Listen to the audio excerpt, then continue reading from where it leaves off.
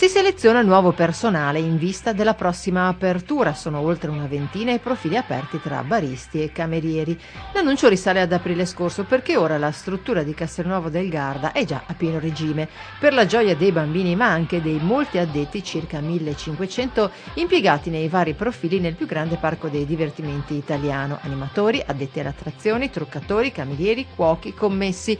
Molti di questi ragazzi aspettano proprio la riapertura della struttura per avere la possibilità di guadagnare un po' di soldi. Tra l'altro, almeno qui, i segnali economici sono buoni sia sul fronte interno che su quello esterno. Il mercato straniero è uno degli elementi di punta del lago di Garda che ha mostrato negli ultimi anni un trend di crescita. Gli stranieri, che sono il 70% ormai delle presenze su questo lago, mostrano un trend in crescita.